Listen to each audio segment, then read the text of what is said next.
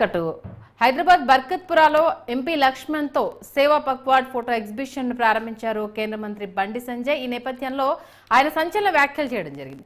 హైడ్రా దాడులు, కాంగ్రెస్ బీఆర్ఎస్ దాడులపై నిప్పులు చెరిగారు. ఇదే అంశానికి సంబంధించి రెండు తెలంగాణలో ఎన్ని అంశాలు జరిగినా ప్రస్తుతానికైతే ఒకటి హైడ్రా, ఇంకొకటి కేసులకు సంబంధించి అంటే సినీ ఇండస్ట్రీకి సంబంధించిన కేసులు సెన్సేషన్గా మారే. ముందుగా హైడ్రా దగ్గరికి వెళ్దాము. బీజేపీ ఒకంత దూకుడుగా వెళ్తున్న నేపథ్యంలో కాసేపటి క్రితమే ఎంపీ బండి సంజయ్ చేసిన కామెంట్స్ సంబంధించి శ్రీనివాస్ లైవ్ ద్వారా ఒక్కసారి ముందుగా బండి సంజయ్ ఏం కామెంట్ చేశారు ఒకసారి విందాం. Bite please. రాజకీయ పరంగా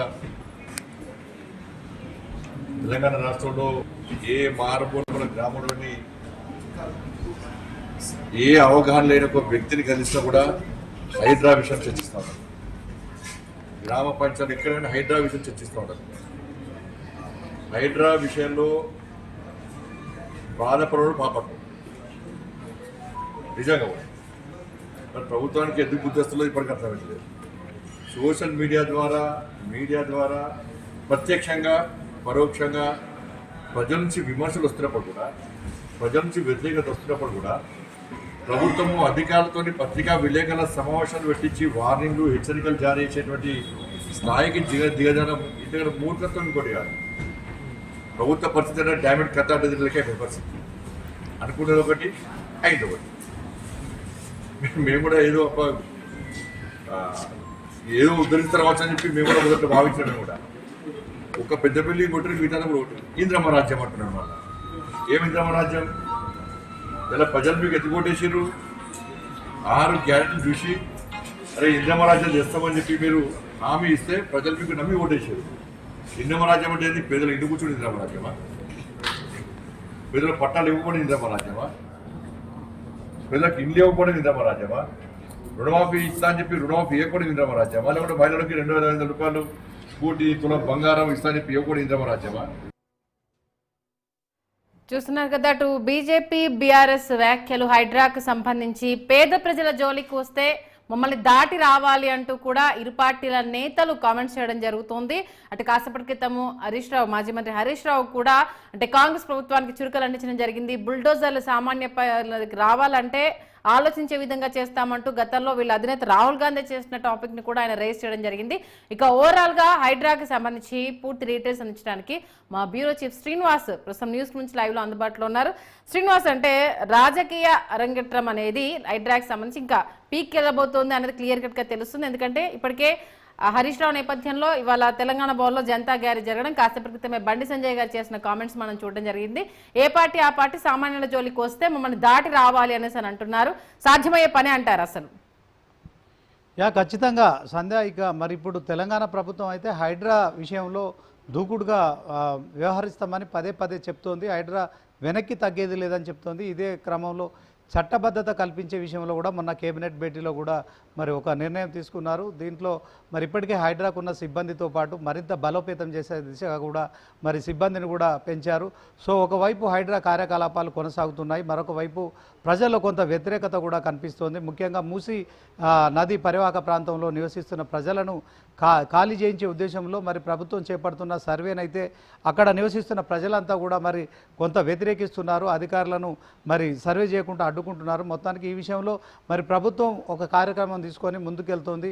ముఖ్యంగా హైదరాబాద్ నగరంలోని జలాశయాలు ఏవైతున్నాయో జలాశయాలతో పాటు నాలాలు, కుంటలు, చెరువులు అన్నీ కూడా కబ్జా అయిపోయాయి. మొత్తానికి వర్షం పడితే సో నాలాల ద్వారా ప్రవహించాల్సిన నీరంతా కూడా రోడ్లపైకి చేరుకొని మరి ఎవరైతే నివాసాలు ఉంటున్నారో వారి ఇళ్లలోకి కూడా చేరుతుంది. చాలా ఇబ్బందులు ఎదుర్కొంటున్నాయి. ఇక ఒకవైపు మరి ఈ ఇబ్బందులన్నింటినీ కూడా దృష్టిలో పెట్టుకొని కాంగ్రెస్ ప్రభుత్వం ఒక సాహసోపేతమైన నిర్ణయం అయితే తీసుకుంది. సో బఫర్ జోన్లో కావచ్చు, ఎఫ్టీఎల్లో నిర్మించిన కట్టడాలను, అక్రమ కట్టడాలను కూల్చేస్తామని కూడా ప్రకటించి ఆ దిశగా ముందుకెళ్తుంది. సో ఇప్పుడు తెలంగాణ ప్రభుత్వం మరొక కార్యక్రమం కూడా తీసుకుంది. మూసీ సుందరీకరణ పేరుతో ప్రక్షాళన చేసే దిశగా కూడా అడుగులు వేస్తున్న నేపథ్యంలో హైడ్రాకు మరి 1-2 అడ్డంకులు కూడా ఎదురవుతున్నాయి. ముఖ్యంగా మనం హైడ్రా విషయంలో కోర్టు మరి ఏదైతే అమీన్పూర్లోని కిష్టారెడ్డిపేటలో ఒక 5 అంతస్తుల భవనాన్ని కూల్చివేసిన నేపథ్యంలో అంత తొందరగా ఎందుకు కూల్చారని ప్రశ్నించడం కావచ్చు. మరి ఇదే విషయంలో హైడ్రా కమిషనర్ రంగనాథ్ను కూడా మరి విచారణకు హాజరు కావాలని ఆదేశించడం కావచ్చు.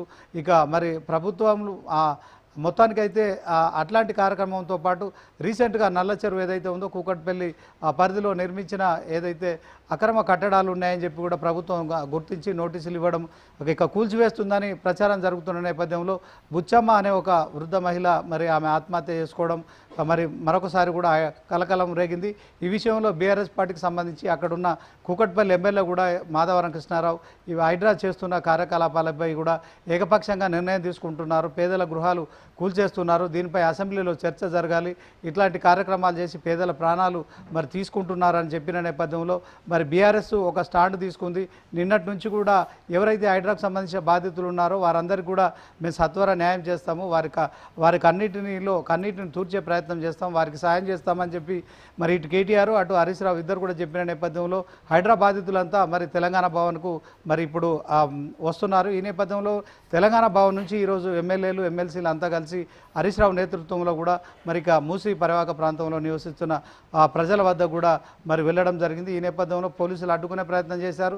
సో ఇదంతా బీఆర్ఎస్ పార్టీ తీసుకొని పూర్తిగా మరి ఎవరైతే బాధితులు ఉంటారో మరి హైడ్రాకు సంబంధించి కూల్చివేతలు చేయబోతున్న విషయంలో కావచ్చు, కూల్చివేతలు పాల్పడిన విషయంలో మరి మొన్న ఆత్మహత్య చేసుకున్న మహిళ ఎవరైతే బుచ్చమ్మ ఉందో ఆమెది ప్రభుత్వ క్లారిటీ ఇచ్చారు కదా శ్రీనివాస్. సోషల్ మీడియాలో తప్పుడు ప్రచారం చేస్తున్నారు, ఆవిడ చనిపోవడానికి కారణం వేరు అనేదాన్ని అలాగే అక్రమంగా ఉన్నదాని అంశానికి సంబంధించి టచ్ చేస్తున్నాం. నివాస యోగ్యంలో ఉన్న వాటికి సంబంధించి ముందుగా వాళ్ళకి ఇన్ఫర్మేషన్ ఇస్తున్నాం, ఖాళీ చేయమని చెప్తున్నాము. కాబట్టి మీరు చూసే 1-2 విజువల్స్ తోటే హైడ్రా అన్యాయంగా వ్యవహరిస్తుంది అని అనుకోకూడదు అంటూ కూడా రంగనాథ్ నిన్న ప్రెస్ మీట్ పెట్టి చాలాసేపు మాట్లాడడం కూడా జరిగింది అంశానికి సంబంధించి. ఓకే, రంగనాథ్ గారు చెప్తున్నారు హైడ్రా కమిషనర్గా. అట్ ద సేమ్ టైం ఫీల్డ్లో మాత్రం మరొక వాదన వినిపిస్తోంది.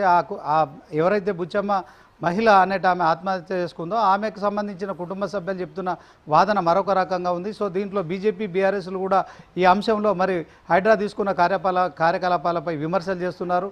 ఇది ఒక అంశంగా కొనసాగుతుంది. ఇక బీజేపీ కూడా మరి హైడ్రా విషయంలో కూడా కొంత మొదట్లో మరి మాకు ఎలాంటి అభ్యంతరం లేదని చెప్పారు, కానీ ఇప్పుడు పేదల నివాస గృహాలను కూల్చేస్తే మేము ఖచ్చితంగా పేదల పక్షాన్ని నిలబడతామని చెప్పి కూడా వాళ్ళు లీడ్ తీసుకోవడం జరిగింది. కాసేపటి క్రితం మరి కేంద్ర మంత్రి బండి సంజయ్ కూడా ఇక మరి కాసేపటి క్రితం బర్కత్పురలో మరి లక్ష్మణ్తో కలిసి మరి ఒక కార్యక్రమంలో పాల్గొన్నారు. దాంట్లో మరి మరొకసారి సంచలన కామెంట్ చేశారు. ప్రజలారా మీ ఆయుధం మేమవుతాం, తర్వాత మీ ఇండ్లపై బుల్డోజర్ దిగాలంటే ముందుగా బీజేపీ కార్యకర్తలను తాకాలి, మీ ఆస్తులకు మేము రక్షణగా ఉంటామని చెప్పారు. అలాగే తెగించి కొట్లాడేందుకు బీజేపీ సిద్ధమేనని చెప్పి కూడా మరి తీవ్రమైన వ్యాఖ్యలు చేయడం కావచ్చు.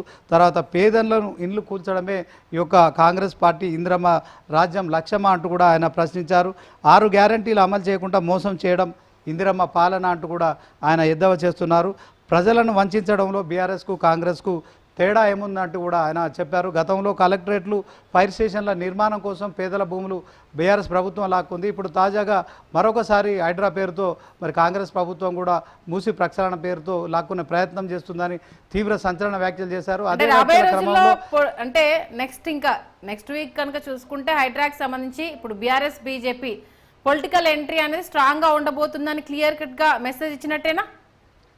ఖచ్చితంగా ఈ విషయంలో ఇప్పటికీ కేంద్ర మంత్రి రాష్ట్ర బీజేపీ అధ్యక్షులు కిషన్ రెడ్డి హైడ్రాను హైడ్రామాతో పోల్చారు. ఆయనకు తెలంగాణ సీఎం రేవంత్ రెడ్డి కూడా ఒక లేఖ రాశారు. హైడ్రా విషయంలో ప్రభుత్వం ఏకపక్షంగా నిర్ణయం తీసుకుంటుందని చెప్పడం కావచ్చు, కోర్టు కూడా హైడ్రాకున్న పరిధులు ఏంటి, చట్టబద్ధత ఏంటని ప్రశ్నించడం కావచ్చు. ఇక ఇలాంటి కార్యక్రమాలన్నీ కొంత హైడ్రాకు మరి అడ్డంకులుగా మనం చూసుకోవచ్చు. అట్ ద సేమ్ టైం మరి ప్రధాన ప్రతిపక్షంగా ఉన్న బీఆర్ఎస్ పార్టీ కావచ్చు, అలాగే మరి కేంద్రంలో అధికారంలో ఉన్న బీజేపీ కావచ్చు, ఆ నాయకులు ఎవరైతే ఉన్నారో కిషన్ రెడ్డితో పాటు ఈటల రాజేందర్, బండి సంజయ్లతో పాటు అందరూ కూడా ఈ హైడ్రాను వ్యతిరేకించడంతో కొంత హైడ్రా విషయంలో ప్రభుత్వం ఎలా ముందుకెళ్తుందనేది మాత్రం ఇప్పుడు పెద్ద సస్పెన్స్